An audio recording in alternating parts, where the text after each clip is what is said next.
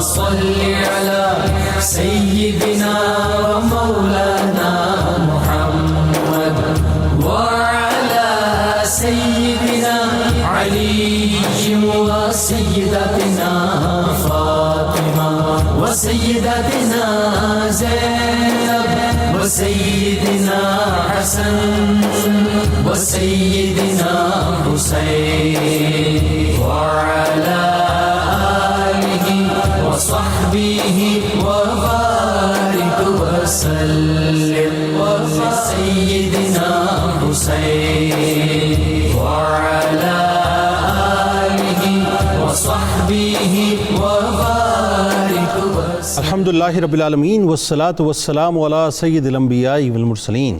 اللہم صلی علی سیدنا و مولانا محمد وعلی آلہ وصحابہ وبارک وسلم وصلی علیہ. دنیا کے تمام دیکھنے والوں کو، تمام چاہنے والوں کو، تمام پیار کرنے والوں کو، اور جہاں جہاں تک اس وقت میری آواز کو سنا اور مجھے دیکھا جا رہا ہے، جنید اقبال کی جانب سے انتہائی محبت کے ساتھ السلام علیکم. ایک بار پھر ناظرین، آپ کو پر نور صبح میں صبح نور کے ساتھ میں دل کی گہرائیوں سے خوش آمدید کہتا ہوں. اور آئیے بلا توقف چلتے ہیں حضرت ابو انیس محمد برکت علی علیہ رحمہ کی تالیف اسماء النبی کریم صلی اللہ علیہ وآلہ وسلم سے رسول اللہ صلی اللہ علیہ وآلہ وسلم کا ایک اسم مبارک پڑھنے اور سننے کی سعادت حاصل کرتے ہیں. سیدنا دائم الزہدی صلی اللہ علیہ وآلہ وسلم، ہمارے سردار، ہمیشہ زہد اختیار فرمانے والے، درود و سلام بھیجے اللہ آپ صلی اللہ علیہ وآلہ وسلم پر، آپ صلی اللہ علیہ وآلہ وسلم کی آل پاک پر، اور صحابہ کرام رضوان اللہ تعالیٰ علیہم اجمعین پر. حضرت عمر فاروق رضی اللہ تعالیٰ عنہ بیان کرتے ہیں کہ حضور نبی کریم صلی اللہ علیہ وآلہ وسلم نے ارشاد فرمایا کہ اللہ کے بندوں میں سے بعض ایسے بھی ہیں جو نہ تو نبی ہیں نہ شہید، لیکن اللہ کے نزدیک قیامت کے دن ان کا جو درجہ ہوگا اسے دیکھ کر نبی اور شہید ان کی تحسین کریں گے. آپ صلی اللہ علیہ وآلہ وسلم نے فرمایا کہ وہ دنیا میں رہتے ہوئے دنیا سے کنارہ کشی کرتے ہیں اور اپنا تعلق اللہ سے جوڑے رکھتے ہیں. ناظرین کرام، آج ایک ایسی ہی ہستی کی بارگاہ میں ہم انشاءاللہ ہدیہ تہنیت پیش کریں گے کہ جنہوں نے یقیناً اپنا تعلق اللہ سے جوڑ کے رکھا اور ان کے ذریعے سے ہم نے اللہ سے تعلق جوڑ لیا. کراچی والے خاص طور پہ آج میرے ساتھ رہیں، کیونکہ کراچی کی شان، کراچی کی پہچان حضرت عبداللہ شاہ غازی رحمۃ اللہ علیہ کی بارگاہ میں انشاءاللہ آج ہم ہدیہ تہنیت پیش کریں گے. بات یہ ناظرین، اولیاء کرام اور صوفیاء عظام دور اول سے ہی ترویج اسلام و اشاعت دین کے لیے سرگرم عمل رہے. سندھ کی سرزمین، سندھ والے اس وقت سن رہے ہیں میری بات، سندھ کی سرزمین اس اعتبار سے بہت زرخیز ہے کہ یہاں اولیاء کرام کی آمد کا سلسلہ جاری رہا اور بہت سے اولیاء کرام سے سندھ دھرتی مزین و منور ہوئی. یہ وہی زمین ہے ناظرین جسے بر صغیر میں باب الاسلام کے نام سے یاد کیا جاتا ہے، جس باب الاسلام کو محمد بن قاسم علیہ الرحمن نے 97 ہجری سے پہلے کھولا. یہ حضرت سچل سرمست رحمۃ اللہ علیہ کی سرزمین ہے. یہ حضرت سیدنا عثمان مروندی المعروف لال شہباز قلندر رحمت اللہ علیہ کی دھرتی ہے. یہ حضرت عبداللہ شاہ اصحابی رحمت اللہ علیہ جو ٹھٹا میں تشریف فرمائے مکلی کے قبرستان میں، یہ ان کی دھرتی ہے ناظرین. یہ حضرت شاہ عبداللطیف بھٹائی رحمت اللہ علیہ کی دھرتی ہے. یہ سید مسکین شاہ بخاری رحمت اللہ علیہ کی دھرتی ہے. یہ سندھ کے مصلح اول شاہ عنایت اللہ رحمت اللہ علیہ کی دھرتی ہے. یہ محقق اسلام مخدوم محمد ہاشم ٹھٹوی رحمت اللہ علیہ جو ٹھٹا میں تشریف فرما ہے، یہ ان کی دھرتی ہے. یہ قطب عالم شاہ بخاری رحمت اللہ علیہ کی دھرتی ہے جو کراچی میں تشریف فرما ہے. لیکن ناظرین اب جس طرف میں آپ کو لے کے جانا چاہتا ہوں بڑی توجہ طلب بات ہے. ان سے پہلے قرن اول کی جن عظیم ترین ہستیوں نے کم و بیش 138 ہجری میں سرزمین کو، یعنی اس سرزمین کو جسے ہم بر صغیر پاک و ان کی سرزمین کہتے ہیں، خاص طور پر سندھ کی سرزمین کہتے ہیں، ایمان و کردار سے روشن کیا. ان ہزاروں قلوب کو جو کہ اس وقت تاریکی میں ڈوبے ہوئے تھے اس کو اسلام کے نور سے منور کیا. ان میں ایک نام حضرت عبداللہ الاشتر المعروف عبداللہ شاہ غازی رحمت اللہ علیہ کا ہے. ان کی ذات اقدس ہے، یعنی سندھ کی دھرتی اور کراچی کی یہ خوشبختی تھی کہ یہاں سب سے پہلے سادات کے مبارک قدموں کی آمد سے اسلام کا نور پھیلا. حضرت عبداللہ شاہ غازی رحمت اللہ علیہ سادات کے گھرانے کے وہ گلے زیبا ہیں جن کی خوشبو نے ناظرین عرب و عجم کو محصور کر دیا، مکمل طور پہ مسحور بھی کر دیا اور ان کا یہ کہ اپنی گرفت میں بھی لے لیا۔ آپ 5ویں واسطے سے مولا کائنات مولا علی کرم اللہ وجہ الکریم کے بیٹے ہیں، حسنی حسینی سید ہیں، یعنی یوں کہیں کہ آپ مولا کائنات مولا علی کرم اللہ وجہ الکریم اور سیدہ کائنات بی بی فاطمہ الزہرا سلام اللہ علیہا کے گلشن کے حسین پھول ہیں۔ سندھیوں کے بنجر دل کی زمین میں سب سے پہلے ناظرین حضرت عبداللہ شاہ غازی رحمۃ اللہ علیہ نے ہی اسلام کا جو نور تھا اس کا بیج بو دیا، پھر اس کی آبیاری کی اور محبت، اخوت اور بردباری سے دلوں کو گرمایا اور ایمان کی زرخیزی سے اسے روشناس کرایا۔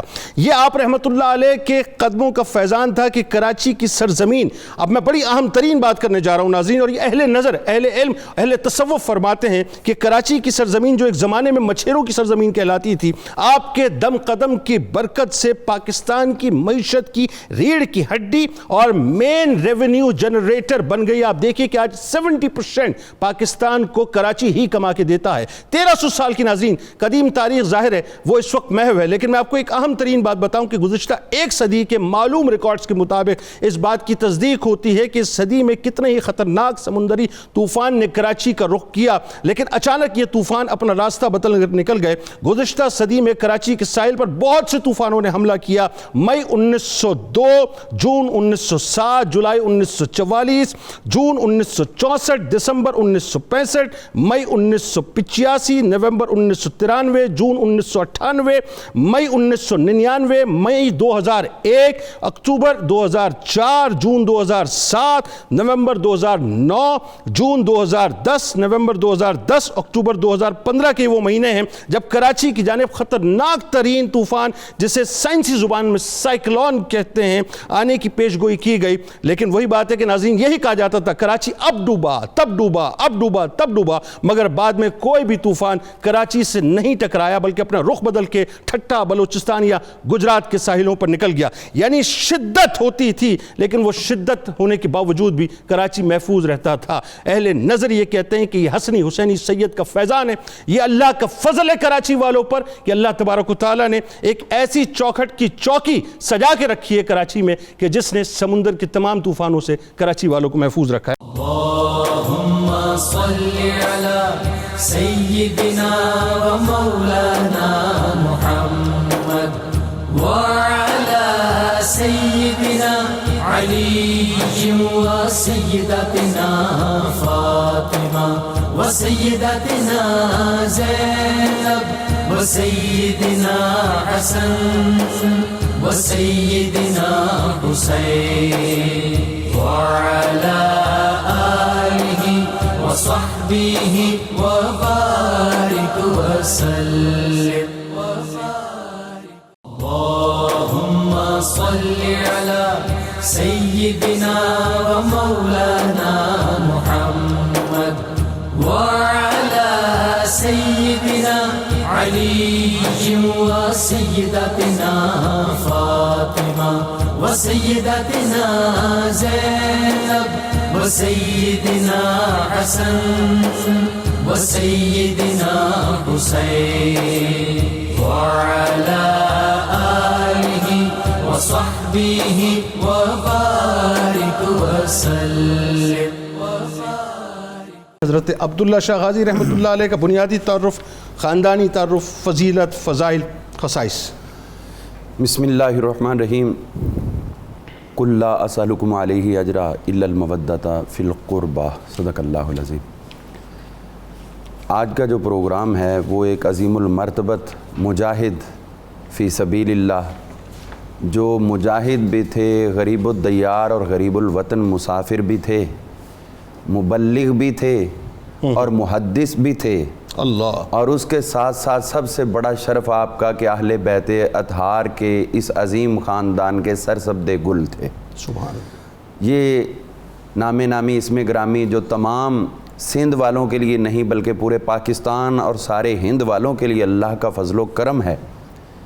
حضرت شیخ اسماعیل حقی رحمۃ اللہ علیہ نے جو تفسیر روح البیان شریف میں بیان کیا ہے کہ حضرت سیدنا نوح علیہ نبینا علیہ الصلوۃ والسلام کے فرزندوں میں سے 2 فرزندوں کے نام، ایک کا نام ہند تھا اور ایک کا نام سندھ تھا، تو انہی کے ناموں پر یہ علاقوں کے نام جو ہیں وہ بنے ہیں، یا یوں کہہ لیں کہ انہی کی برکت سے یہ علاقے آباد ہوئے۔ ٹھیک، تو یقیناً جو نبیوں کی اولاد کی نسبت سے آباد ہوئے ہیں تو ان کو امام الانبیاء کی اولاد پاک نے مزید 4 چاند لگا دی اور اسلام کی درخشانی عطا کر۔ سبحان اللہ، سبحان۔ حضرت سیدنا عبداللہ شاہ غازی رحمۃ اللہ تعالی علیہ، آپ نسباً حضرت امام علی مقام سیدنا امام حسن پاک علیہ السلام کی اولاد پاک میں سے ہیں، ٹھیک، اور اس کے ساتھ ساتھ اس میں حسینی رنگ بھی ہے۔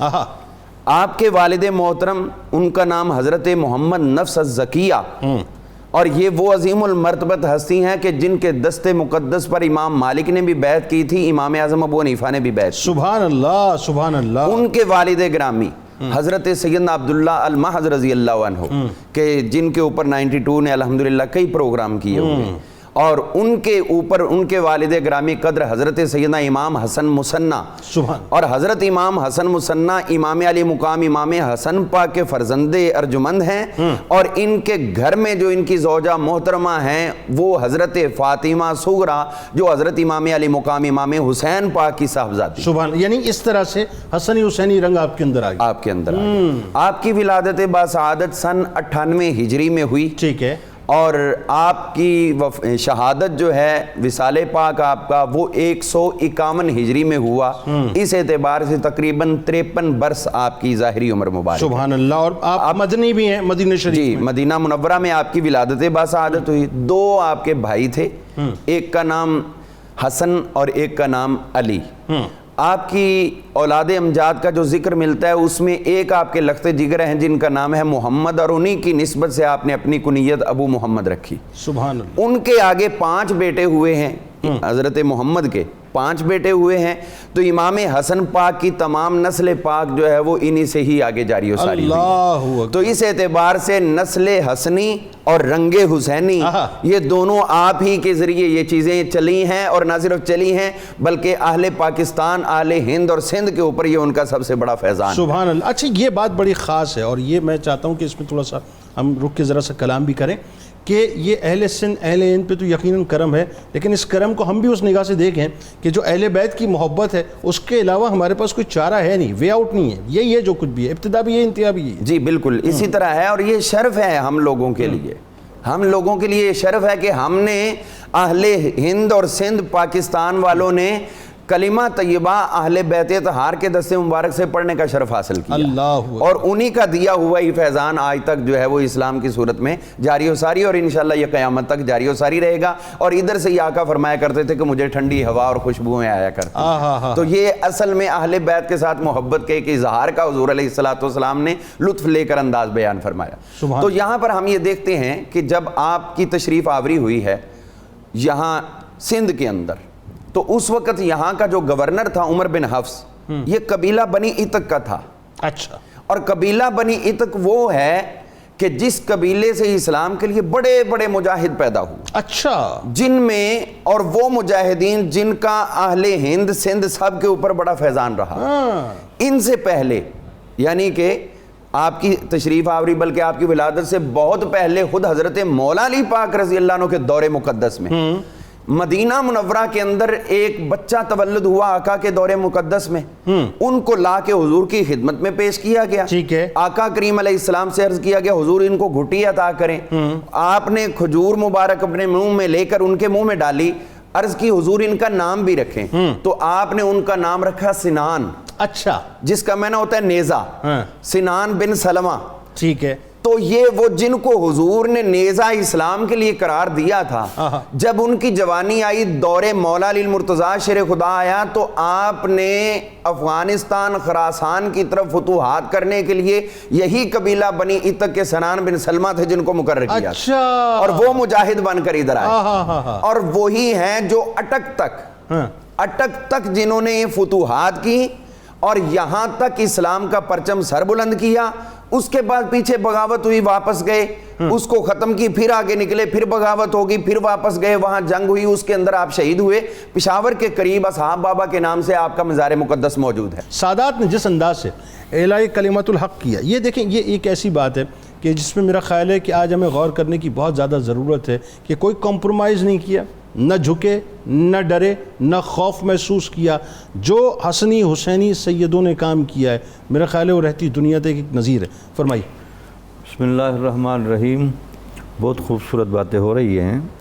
پہلے تو ایک حدیث مبارکہ کو دیکھیں، پھر اس کے تناظر میں بات آگے کرتے ہیں۔ حضور نبی اکرم صلی اللہ علیہ وسلم نے فرمایا، میری امت ہمیشہ ہدایت پر رہے گی اگر دو چیزوں کو مضبوطی کے ساتھ تھامے رکھے۔ سبحان اللہ۔ ایک تھا قرآن مجید اور دوسرا تھا سنت نبوی۔ اللہ۔ دوسری جگہ آپ نے ارشاد فرمایا کہ میری امت ہمیشہ ہدایت پر رہے گی اگر وہ دو چیزوں کو تھامے رکھے گی، ایک تھا قرآن اور دوسرا تھا اہل بیت۔ اللہ۔ تو اس کا مطلب یہ کہ ہم دوسرے لفظوں میں کہہ سکتے ہیں کہ سنت ایک نظریہ تھا اور اہل بیت اس کا پریکٹیکل تھا۔ سبحان یعنی اللہ۔ حضور نبی اکرم صلی اللہ علیہ وسلم نے جس طرح قرآن کے تحت سنت کو لازم و ملزوم کیا، ویسے قرآن کے ساتھ اہل بیت کو بھی لازم و ملزوم کر کے سمجھا دیا کہ ہمیشہ آپ کو حق اور سچ اور آپ کو دین کا صحیح رنگ باقی جگہوں سے تو ملنے کے امکانات رہیں گے، لیکن اہل بیت سے ہمیشہ کھرا اور سچا سودا ملے گا۔ یعنی یوں کہہ لیجئے کہ حق کے ساتھ کنیکٹیوٹی میں جہاں قرآن کا کردار ہے وہاں اہل بیت جو ہیں وہ آپ کو سمجھ لیجئے مزید اس میں بوسٹر لگا دیں گے۔ بنیادی کردار۔ واہ۔ پھر اسلام کی جامعیت اور تمامیت، اس کے بارے میں اگر میں وہ روایت لے آؤں، بڑی خوبصورت ہے۔ روایتیں تو ساری خوبصورت ہیں۔ حضرت عمر رضی اللہ تعالی عنہ حج کے موقع پر تو ایک یہودی آپ کو آ کر ملا کہ آپ کے قرآن کے بارے میں جو ایک آیت اندر ہی نازل ہوئے، ہم تو بڑے حیران ہوئے، الیوم اکملت لکم دینکم واتممت علیکم نعمتی ورضیت لکم الاسلام دینا۔ یہ گارنٹی صرف آپ کے مذہب کو دے دی گئی، یعنی جامع رسالت سرکار دو عالم صلی اللہ علیہ وسلم بن کے ہے اور جامع دین اسلام بن کے آیا۔ اب اس دین کا جو کمال ہے یا اس دین کے تمام پہلو ہیں، ان کا جو عملی رنگ ہمیں نظر آیا وہ خلفائے راشدین کے تحت نظر آیا۔ یعنی خلفائے راشدین نے دین اسلام کی سیاسی ہو، معاشی ہو، معاشرتی ہو، عبادات ہوں، معاملات ہوں، وہ سارا رنگ دنیا کے سامنے رکھ دیا۔ سبحان۔ اور گویا کہ دین اسلام خلافت راشدہ کے دور میں ایک چمکتا دمکتا سورج تھا جس سے دنیا رہنمائی لے رہی تھی۔ بے شک۔ تو اہل بیت اعظام نے جب یہ دیکھا کہ ہمارے دین کی جامعیت، ہمارے دین کی کاملیت یہ اس وقت تک قائم رہ سکتی ہے جب خلافت پر بیٹھنے والا بندہ ان تمام صفات کا حامل ہوگا۔ بالکل ٹھیک ہے۔ یہ جب صفات کھسکنے لگی اور خلافت راشدہ کے دور کے بعد ان میں ایک تنزل کا راستہ شروع ہوا، ٹھیک ہے، تو پھر جب یزید درمیان میں آ گیا اور اس نے جس فسق و فجور، جس تعصب اور قبائلی نفرت کا مظاہرہ کیا اور جس کے تحت پھر واقعہ کربلا بھی ہو گیا، تو پھر یہ چیزیں بہت آگے تک چلتی چلی گئیں، بالکل ٹھیک، اور اس کا رنگ آگے تک نظر آیا۔ ایک بات ہمیشہ یاد رکھیں، سادات کو اللہ نے وہ جگر، وہ حوصلہ، وہ ہمت، وہ صبر دیا ہے، چونکہ سادات کے اندر حضور نبی اکرم صلی اللہ علیہ وسلم کا وہ جو دم مبارک اور آپ کا جو ایک نسلی تسلسل ہے وہ چونکہ چل رہا تھا، تو وہاں چونکہ طہارت کاملہ تھی، تو طہارت کاملہ ہمیشہ علم خاص کو بھی ساتھ لاتی ہے۔ سبحان اللہ۔ اچھا ڈاکٹر صاحب، اس وجہ سے یہ علم کے بھی بہت بڑے پہاڑ تھے، عمل کے بڑے پہاڑ تھے، پھر ان کی رگوں میں حضرت علی رضی اللہ تعالیٰ عنہ کے اسد اللہ ہونے کا فائد، سبحان اللہ، نصرت بالرعب کا فائد، وہ بھی ساتھ ساتھ چل رہا تھا۔ اس کے بعد جب انہوں نے دیکھا کہ یہ بادشاہ جو ہیں عدالتوں کے ذریعے، معاشرے کے ذریعے اس اسلام کی جامعیت کے رنگ کو توڑ رہے ہیں، اور اسلام صرف مسجدوں میں اور گلی محلوں میں تو نظر آتا ہے لیکن اسلام کا وہ جامع رنگ نظر نہیں آتا، تو یہ سمجھتے تھے کہ اس جامع رنگ کی ہم نمائندگی کر سکتے ہیں۔ بالکل ٹھیک۔ تو لہٰذا اس جگہ پر انہوں نے بڑا اعلائے کلمت الحق کیا، یعنی اعلائے کلمت الحق کرنے کی 3 جگہیں ہوتی ہیں۔ ٹھیک ہے۔ ایک جگہ تو یہ ہے کہ آپ اسلام کا جو نظام تقوی ہے ٹھیک ہے، اس کی نمائندگی کر کے دکھائیں۔ بالکل ٹھیک۔ وہ ائمہ اہل بیت کا ہر فرد بالکل کرتا ہے۔ صحیح۔ اچھا پروفیسر صاحب، اب آتے ہیں اس طرف کی جہاں پہ قرن اولیٰ کے جو سیاسی حالات ہیں خاص طور پہ، کیونکہ جہاں بنو امیہ کا دور جو ہے تقریباً اپنی اختتام پذیری کی طرف ہے، اور وہ وقت وہ ہے کہ جہاں پہ سادات پہ جو ہے وہ انتہائی ظلم و ستم کیا جا رہا ہے، کشت و خون کا بازار گرم ہے، یعنی نام لینا جو ہے معاذ اللہ وہ کفر سمجھا جاتا تھا۔ اس دور کے اندر آپ نے باقاعدہ آواز حق کو بلند کیا، نفس زکیہ رضی اللہ تعالیٰ عنہ نے۔ ذرا وہ سیاسی پس منظر بتائیے کہ ہوا کیا، پھر حضرت عبداللہ شاہ غازی رحمۃ اللہ علیہ پہ آتے ہیں۔ جی بسم اللہ الرحمن الرحیم، بہت شکریہ جنید اقبال صاحب۔ آج بہت ہی خوبصورت تذکرہ ہے سادات کرام کا جو آج چھڑا ہوا ہے ماشاءاللہ، اور اس میں جیسے کہ بات ہو رہی تھی کہ حسنی رنگ جو ہے اس پورے تذکرہ میں بہت نمایاں ہے۔ تو یہ 138 ہجری کا دور ہے، اس میں اگر ہم دیکھیں تو جو اموی حکومت ہے وہ ختم ہو چکی تھی، اور امویوں کے خلاف جد و جہد جو کی تھی وہ بنو عباس اور بنو فاطمہ یا علویوں نے مل کر کی تھی۔ اور کیوں کی تھی؟ اس وجہ سے کہ وہ آقا علیہ الصلوۃ والسلام کی اولاد پاک کے حوالے سے، اہل بیت اطہار کے حوالے سے وہ محبت کے جذبات نہیں رکھتے تھے۔ سو لہٰذا جیسے کہ ابھی قبلہ شبیر جامی صاحب نے بڑا خوبصورت نقطہ اٹھایا، اور آقا علیہ الصلوۃ والسلام کی وہ حدیث بیان کی کہ میں تم میں 2 چیزیں چھوڑے جا رہا ہوں۔ اچھا، یہ جو 2 چیزیں چھوڑے جا رہے ہیں اس کو اگر ریلیٹ کریں تو پورا قصہ اور سمجھ میں آتا ہے، اسلام کی پوری تاریخ سمجھ میں آتی ہے۔ اور وہ اس طرح سے آقا علیہ الصلوۃ والسلام نے فرمایا انی ترکت فیکم امرین، میں 2 چیزیں تم میں چھوڑ کر جا رہا ہوں، ان تمسکتم بہما لن تضلوا بعدی، اگر ان کو پکڑے رکھو گے مضبوطی سے تو کبھی میرے بعد گمراہ نہیں ہوگے۔ ٹھیک ہے۔ سو مطلب یہ ہے کہ جو نعمت تمہیں ملی ہے ایمان کی شکل میں، اسلام کی شکل میں، میری رحمت کی شکل میں، اس نعمت کو اگر چاہتے ہو کہ ہمیشہ ہمیشہ تمہارے پاس رہے تو پھر اس کے لیے ضروری ہے کہ تم اس گھر کے ساتھ جڑے رہو جس گھر سے تمہیں یہ نعمت ملی ہے۔ بالکل ٹھیک۔ اب جب وہ لوگ اس گھر سے دور ہونا شروع ہو گئے تو امویوں کے خلاف جد و جہد ہوئی ہے بنو عباس کی، اور نعرہ ان کا اہل بیت کے حق میں تھا، اور نعرہ اہل بیت اطہار کے حق میں تھا۔ اور یہ بات پھر طے شدہ تھی کہ جو ہی کامیابی سے یہ جد و جہد ہمکنار ہوگی تو پھر خلافت جو ہے وہ علویوں کے پاس ہوگی۔ ٹھیک ہے۔ سیدنا محمد نفس زکیہ جو ہیں رحمۃ اللہ ابو جعفر منصور نے اسی بات پہ تو بیعت کی تھی، اسی تینوں بھائیوں نے اسی نظریے پہ تو بیعت، تینوں بھائی بالکل ٹھیک۔ تینوں بھائیوں کے بارے میں آتا ہے کہ ابراہیم نے بھی، صفاح نے بھی اور منصور نے بھی، تینوں بھائیوں میں روایت میں آتا ہے کہ ان کے ہاتھ پہ مدینہ پاک میں بیعت۔ ٹھیک، آگے بڑھیں، پھر کیا ہوا؟ جو ہی جنید صاحب یہ معاملہ امویوں کی حکومت ختم ہونے کے قریب ہوتی ہے، عباسیوں کو پتہ چلتا ہے کہ ہماری کامیابی کے امکانات روشن ہو گئے، تو وہ فوری طور پہ عبداللہ بن صفا جو ہے، عبداللہ الصفا کو نومینیٹ کر دیتے ہیں اپنے ایک بھائی کو، عباسی جو ہیں۔ یہاں پہ پھر اختلافات شروع ہو جاتے ہیں علویوں کے مابین اور ان کے مابین، چونکہ یہ بات طے شدہ تھی اور خود یہ بیعت کر چکے تھے حضرت سید محمد نفس زکیہ کی۔ ٹھیک ہے۔ اس کے بعد جب آگے چلتے ہیں تو یہ جو عبداللہ صفا ہے یہ ظلم و ستم کرتا ہے لیکن خاموشی کے ساتھ کرتا ہے۔ امام نفس محمد نفس زکیہ جو ہیں وہ اس کے لیے پھر قیام کا ارادہ فرماتے ہیں، اپنے لوگوں کو ساتھ شامل حال کرتے ہیں، اور پھر 138 ہجری میں پھر آپ قیام کا اعلان فرما دیتے ہیں، ٹھیک ہے، جد و جہد کا اعلان فرما دیتے ہیں۔ اچھا، اس دوران یہ بھی تو ہوا نا کہ 138 ہجری میں جو ہے آپ نے اپنا عبداللہ شاہ غازی رحمۃ اللہ علیہ کو جو ہے وہ ان کے بھائی یعنی ابراہیم کے پاس بھیجا بصرہ میں. ایسے جی امام محمد نفس زکیہ جو ہیں ان کے ایک دوسرے بھائی ہیں ابراہیم نفس ردیہ ان کا نام تھا. ٹھیک ہے. تو یہ دونوں بھائیوں نے مل کر جد و جہد کا پلان کیا. جب حالات سازگار نہیں تھے تو امام محمد نفس زکیہ نے امام ابراہیم نفس ردیہ کو بصرہ بھیج دیا. اور جب ان کو بصرہ بھیجا ہے تو پھر اپنے بیٹے سیدنا عبداللہ شاہ غازی رحمۃ اللہ علیہ کو بھی ان کے ساتھ بصرہ بھیج دیا ہے. وہ بعد ازاں پھر وہاں سے ہوتے ہوئے کوفہ سے ہوتے ہوئے سندھ تشریف لائے ہیں. لیکن یہاں پہ یہ معاملات ہوتے ہیں کہ عبداللہ صفا جو ہے جو پہلا خلیفہ تھا عباسیوں کا وہ پوری جد و جہد کرتا ہے اور پھر حاکم بناتا ہے مدینہ کا زیاد بن عبداللہ کو اور اس کو ڈیوٹی سونپی جاتی ہے کہ تم نے نفس زکیہ کی جاسوسی کرنی ہے اور ان کی حرکات و سکنات کے حوالے سے خبر گیری رکھنی ہے.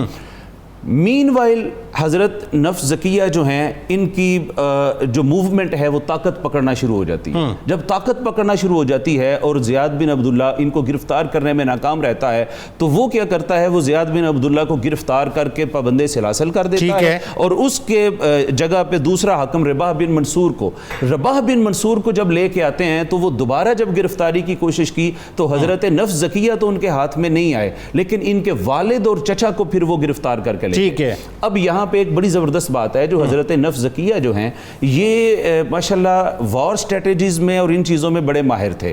یہ 2-3 دفعہ ان کا سامنا ہوا ہے جعفر منصور سے لیکن اس کے باوجود وہ ان کو پہچان نہیں سکا. ٹھیک ہے جی. اس کے بعد پھر یہ آگے 250 لوگوں کے ساتھ پھر یہ قیام کرتے ہیں اور جب یہ انہوں نے قیام کا اعلان کیا تو یہاں پہ جیسے ابھی قبلہ علامہ صاحب نے فرمایا ہے حضرت امام مالک رضی اللہ تعالیٰ سپورٹ کیا اور حضرت امام اعظم ابو حنیفہ رحمۃ اللہ علیہ نے سپورٹ کیا ہے اور ادھر حضرت امام جعفر صادق رضی اللہ تعالیٰ عنہ آپ نے بھی سپورٹ. تو یہ ساری ہستیاں ان کے ساتھ یعنی حسینی رنگ بھی وہاں سے مل گیا. اور بات یہ کہ یہ دیکھیں نا کہ اس میں امام ابو حنیفہ علیہ رحمہ کو یہ جو فیضان میرا اپنا ماننا یہ ہے یہ جو فیضان ملا ہے یہ اسی عقیدت کی وجہ سے ملا ہے. اسی عقیدت کی رہتی دنیا تک جو ہے اللہ تبارک و تعالیٰ نے ان کو فضل سے نوازا. امام اعظم ہی ہوئے کہ انہوں نے سادات کرام کے دروازے پر خوشہ چینی کی ہے. بالکل ٹھیک. اللهم صل على سيدنا ومولانا محمد وعلى سيدنا علي وسيدتنا فاطمة وسيدتنا زينب وسيدنا حسن وسيدنا حسين وعلى آله وصحبه وبارك وسلم.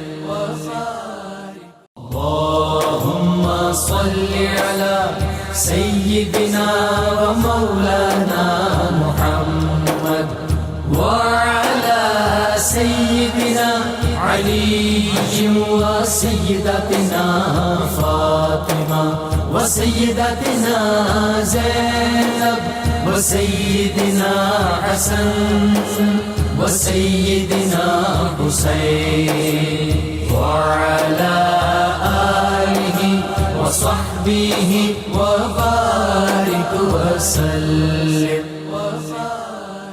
حضرت ابراہیم رضی اللہ تعالیٰ عنہ کو جو کہ حضرت نفس زکیہ رضی اللہ تعالیٰ عنہ کے بھائی ہیں ان کو بصرے میں دیوار میں چنوا دیا گیا شہید کر دیا گیا. ظاہر اب یہ اہل بیت کے حوالے سے جو سلسلہ پرتشدد ہونا شروع ہو گیا. غازی بابا رحمۃ اللہ علیہ حضرت عبداللہ شاہ غازی رحمۃ اللہ علیہ اب ایک مصلحت کے تحت ایک تجارتی چولہ ظاہر ہے اس کو اوڑھ کر اب آپ نکلتے ہیں کوفے کی طرف. ذرا بتائیے پھر کیا ہوا اور سندھ آمد کیسے ہوئی؟ جی اس میں ایک لفظ کی تھوڑی سی کریکشن کرنا چاہوں گا. ویسے تو حالات کی اسلام اجازت دیتا ہے. خود حضور صلی اللہ علیہ وسلم نے جاسوسی کے لیے کئی صحابہ متعین کیے تھے یعنی موقع محل کی مناسبت سے. لیکن یہ در حقیقت ادھر ایک مطلب گیٹ اپ میں تو آئے تھے لیکن در حقیقت تجارت بھی کر رہے تھے. بالکل ٹھیک ہے. چونکہ ان تحریکوں کے لیے مال کی ضرورت ہوتی ہے اور سندھ کی طرف جو ہے وہ ابھی اسلام اس قدر زیادہ نہیں تھا کہ لوگ فنڈنگ کرتے. تو آپ کے والد گرامی نے جو آپ کو حکم دیا تھا کہ آپ کوفہ سے گھوڑے خرید کے حضرت عبداللہ شاہ غازی رحمۃ اللہ علیہ کو جو حکم ملا ہے کہ گھوڑے خرید کر لے کے جائیں ان کی تجارت تاکہ آپ کو مالی پرابلم نہ ہو. اہل بیت اطہار کا کوئی بھی فرد امت کے آگے ہاتھ کیوں پھیلائے گا؟ لہٰذا آپ اپنے صاحب مال بھی ہوں اور کسی کے آپ دستے نگر بھی نہ بنے اور اپنے معاملات کریں. ایک تو یہ بات ہو گئی. دوسری بات اس میں یہ ہو گئی کہ حضرت امام علی مقام سیدنا امام حسین پاک رضی اللہ تعالیٰ عنہ آپ کے واقعہ کربلا کے بعد جتنی بھی اولاد امجاد آئی ہے، جتنے بھی ائمہ اکرام آئے ہیں، ان میں سے پریکٹیکلی عملی قتال کے اندر کوئی نہیں گیا، میدان جنگ میں ان ائمہ میں سے بعد میں کوئی بھی نہیں گیا، سب نے اپنی اسٹریٹجی جو ہے وہ چینج کی ہے. یعنی حضرت امام زین العابدین رضی اللہ عنہ کی ذات مقدسہ سے لے کر حضرت امام حسن عسکری تک یہ تمام کے تمام ایک رنگ میں رہے ہیں، اور امام حسن پاک کی یہ جتنی آل پاک ہے یہ شہید ہوتے آ رہے ہیں، یہ دوسرے رنگ میں رہے ہیں. تو میں تو اس کو یہ کہتا ہوں کہ اصل میں دونوں رنگ ہی رنگ مصطفی تھے. سبحان اللہ. کہ ایک رنگ حضور صلی اللہ علیہ وسلم کا مکی دور کا تھا کہ ظلم و تشدد برداشت کرو پھر بھی تبلیغ کرو.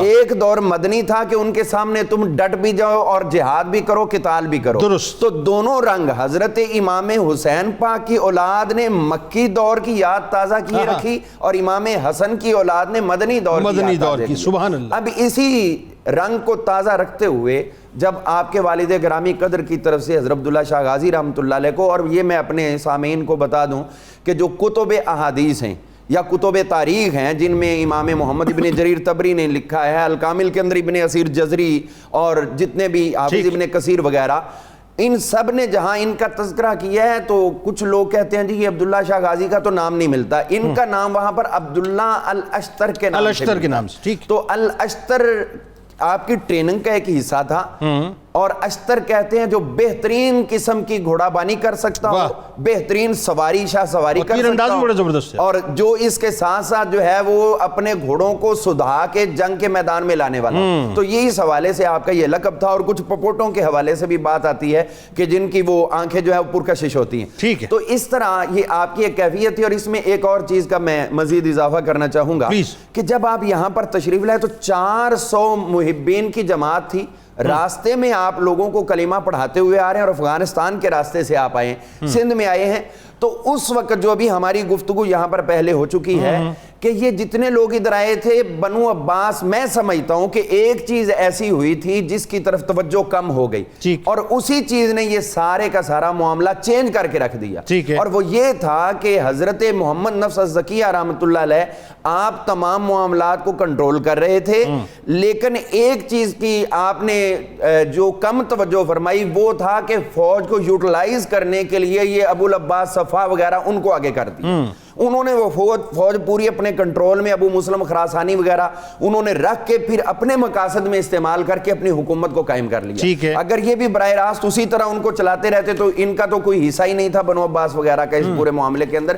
کیونکہ جتنا بھی امت مسلمہ نے سپورٹ کیا تھا، محض یہ جتنے ائمہ کے نام بھی آ رہے ہیں سب نے سپورٹ کیا تو محض اہل بیت اطہار کی وجہ سے. اصل تحریک ہی وہی تھی نا، وہ تو جعلسازی انہوں نے کی. اور امام اعظم کو دیکھیں جتنا مال آپ نے خرچ کر دیا، اپنی تمام دولت دے دی، اور اس کے بعد پھر آپ کو برداشت بھی کرنا پڑا، آپ کو جیل کے اندر جو ہے وہ موت ہوئی. پروفیسر صاحب، یہ جو موقع ہے کہ جہاں پہ ہشام بھی آپ کا اسیر ہو گیا، یعنی وہاں سے ابو منصور جو ہے مستقل اس بات پہ بضد تھا کہ آپ کو معاذ اللہ گرفتار کیا جائے اور گرفتار کر کے آپ کو بھیجا جائے، اور یہاں معاملہ یہ ہے کہ پہلے عمر اسیر ہوا، پھر ہشام اسیر ہوا، یعنی وہ سب محب اہل بیت بن گئے. اب سوال یہ یہاں پہ پیدا ہوتا ہے کہ شہادت کا پھر واقعہ کیسے ہو گیا کہ جب ہندو مسلمان ہو رہے تھے، لوگ آپ کی محبتوں میں جوک در جوک آ رہے تھے، اور وہاں حکومت کو اس بات کا خوف تھا کہ کہیں ہماری حکومتیں ہل نہ جائیں. شہادت کے بارے میں بتائیے. سادات کرام کے حوالے سے آقا علیہ الصلوۃ والسلام کی نگاہ نبوت دیکھ رہی تھی، اور آپ نے بانپ لیا تھا. اسی وجہ سے وہ حدیث مبارکہ پہلے پیش کی جا چکی ہے کہ حضور نے فرمایا کہ ان کا خیال رکھنا اور دامن پکڑے رکھنا. اب اس کے ساتھ اگر آپ اٹیچ کرتے ہیں پورے قرآن پاک میں دیکھیں تو جتنے انبیاء کرام نے اپنی دعوت کے نتیجے میں ایک جملہ بولا ہے کہ قُلْ لَا أَسْأَلُكُمْ عَلَيْهِ أَجْرًا، کہ ہم آپ سے اس پر کسی اجر کے طلبگار نہیں ہیں. صرف اور صرف آقا علیہ الصلوۃ والسلام نے اس جملے میں ایڈیشن کیا ہے، اور وہ بھی اللہ رب العزت کی طرف سے کہ اے حبیب آپ فرما دیں کہ لا أَسْأَلُكُمْ عَلَيْهِ أَجْرًا إِلَّا الْمَوَدَّةَ فِي الْقُرْبَى، میں بھی کسی اجر کا طلبگار نہیں ہوں اس نعمت کے دینے پر، لیکن میں اپنے اہل بیت اطہار کی مودت تم سے چاہتا ہوں. اب یہ مودت کا جو سلسلہ تھا، چونکہ جب حضرت عبداللہ شاہ غازی پھر اسی طرح شہید ہوتے ہیں، یہ عباسی ان کے پیچھے لگتے ہیں، ہشام خود معتقد ہو جاتا ہے، اس کے بھائی آ کے پھر دوسرا قافلہ فوج آتی ہے ان کو شہید کرتے ہیں. اور پھر آپ دیکھیں کہ ائمہ اہل بیت جو ہیں وہ آپ کو دنیا بھر میں سکیٹرڈ نظر آتے ہیں. جملہ جو یہ پوری نسل پاک پاک ہے آقا علیہ السلام کی اولاد پاک، ان کے ساتھ عباسیوں نے ظلم و ستم روا رکھے ہیں، اور آپ دیکھیں گے کہ یہ سارے کے سارے مدینہ پاک میں مدفون نہیں ہیں، یہ مختلف جگہوں پہ ہیں، بے وطن صرف علی ہیں یا علی کے بیٹے۔ اللہ تو اچھا یہاں جو حضرت عبداللہ شاہ غازی رحمۃ اللہ علیہ، جب ظاہر ہے یہ بالکل ایک ایسا تصادم ہوا ہے کہ جس کے بارے میں تاریخ بتاتی ہے کہ نہ چاہتے ہوئے یہ شہادت ہو گئی ہے۔ مثال کے طور پہ جس وقت مطلب یہ آرڈر تھے کہ ظاہر ہے ان کو مطلب گرفتار کیا جائے، اور گرفتار نہیں ہو رہے تھے، اور آپ جنگل شکار کی غرض سے نکلے تھے، اور اچانک آمنا سامنا ہوا ہے سیفا کا، وہ ذرا سا واقعہ بتائیے۔ اس طرف سے تو میں سمجھتا ہوں حضرت عبداللہ شاہ غازی رحمۃ اللہ علیہ کی طرف سے تو نیت نہیں تھی جنگ کی، یہ تو ڈیفینیٹلی شکار کے لیے نکلے تھے، مگر ادھر سے نیت پوری تھی کہ شہادت ہو جائے۔ اور پھر شہادت کے بعد بعض روایات میں مختلف چیزیں آتی ہیں، کہ ایک روایت میں یہ بھی آتا ہے کہ شاید آپ کا سر اقدس جو ہے وہ منصور کے پاس لے جایا گیا۔ بہرحال اس کو اگر ہم دیکھتے ہیں تو 41 ہجری میں امام حسن مجتبیٰ سلام اللہ علیہ آپ کو بھی آپ مدینہ پاک میں ظاہر دے کے شہید کیا گیا۔ پھر اس کے بعد آگے دیکھتے ہیں امام زین العابدین 94 ہجری میں مدینہ پاک میں ان کا وصال ہے، لیکن امام محمد باقر جو استاذ الائمہ فی الحدیث ہیں، ان کو بھی 114 ہجری میں ان کے گھوڑے کی زین کے اوپر زہر لگا کے ان کو شہید کیا گیا۔ پھر امام جعفر صادق علیہ السلام جو ہیں وہ جملہ محدثین اور ائمہ تصوف کے امام ہیں، ان کو زہر آلود انگور دیے گئے، اس سے ان کی شہادت ہوتی ہے۔ آپ چلتے جائیں امام موسیٰ کاظم رحمۃ اللہ علیہ السلام کو دیکھیں کہ ان کا مدفن جو ہے پھر وہ مدینہ پاک میں نہیں ہے، پھر وہ بغداد شریف میں ہے۔ اور صرف یہی نہیں، امام تقی جو ہیں وہ ان کے ساتھ یہاں پہ مدفون ہیں۔ پھر امام علی رضا آپ دیکھیں کہاں مدینہ طیبہ اور کہاں مشہد مقدس ایران، پھر آپ یہاں پہ تشریف لائے۔ تو یہ جملہ ائمہ کرام جو ہیں، یہ جو بنو عباس کی ریشہ دوانیوں کی وجہ سے انہوں نے ہجرت کی ہے، دونوں وجوہات کی بنیاد پر، تبلیغ دین کے لیے بھی، اور پھر یہ آخری بات آپ اس کو دیکھیں، امام حسن عسکری سامرہ میں تشریف لائے، وہاں پہ ان کو ظاہر دے کے ان کی شہادت ہوئی ہے۔ پھر اسی طرح بخارا اور سمرقند اور ادھر پھر سادات کرام سارے پھیل چکے تھے۔ یہ اچ شریف میں جو حضرت جلال الدین سید جلال الدین شاہ سرخ پوش رحمۃ اللہ علیہ ہیں، یہ بھی اگر ہم دیکھتے ہیں تو ناظرین کرام یہ بھی بخارا سے تشریف لائے تھے، یہ انہی بزرگوں میں سے تھے۔ تو ائمہ اہل بیت جو تھے وہ اسی طرح تبلیغ دین کے لیے بھی اور ان کے عطاب سے بچنے کے لیے بھی سفر کرتے۔ اللهم صل على سيدنا ومولانا محمد وعلى سيدنا علي وسيدتنا فاطمة وسيدتنا زينب وسيدنا حسن وسيدنا حسين وعلى آله وصحبه وبارك وسلم اللهم صل على سيدنا ومولانا محمد وعلى سيدنا علي وسيدتنا فاطمة وسيدتنا زينب وسيدنا حسن وسيدنا حسين وعلى آله وصحبه وبارك وسلم۔ ناظرین کرام آئیے آپ کو لیے چلتے ہیں کتاب الشفا کی جانب، لیکن اس سے پہلے آپ کو بتاؤں کہ ملک معروف شناخہ جناب فیصل نقشبندی صاحب ہمارے ساتھ موجود ہیں۔ آپ کو خوش آمدید، السلام علیکم۔ اور کتاب الشفا میں دل کی تیز دھڑکن کا علاج آپ کے سامنے پیش کرتے ہیں کہ اگر کسی شخص کی دل کی دھڑکن تیز ہو تو کوئی دوسرا شخص 300 بار سورہ رحمان پڑھ کر پانی پر دم کرے اور وہ پانی مریض کو پلائیں، اور یہ عمل 6 دن تک جاری رکھیں۔ امیر المومنین حضرت علی کرم اللہ وجہ الکریم کا قول مبارک ہے کہ جو شخص تمہاری نگاہوں سے تمہاری ضرورت کو نہیں سمجھ سکتا اس سے کچھ مانگ کر خود کو شرمندہ نہ کریں۔ جناب حضرت عبداللہ شاہ غازی کی عظمت کو سلام، حضرت عبداللہ شاہ غازی کی عظمت کو سلام، ان غازی کی عطا اس زمین کو دی زینت کو سلام اس زمین کو دی جو خون سے زیب و زینت کو سلام ان کی شاہ دو جہاں سے خاص نسبت کو سلام حضرت عبداللہ شاہ غازی کی عظمت کو سلام ان کی شاہ دو جہاں سے خاص نسبت کو سلام اللهم صل على سيدنا ومولانا محمد وعلى سيدنا علي وسيدتنا فاطمة وسيدتنا زينب وسيدنا حسن وسيدنا حسين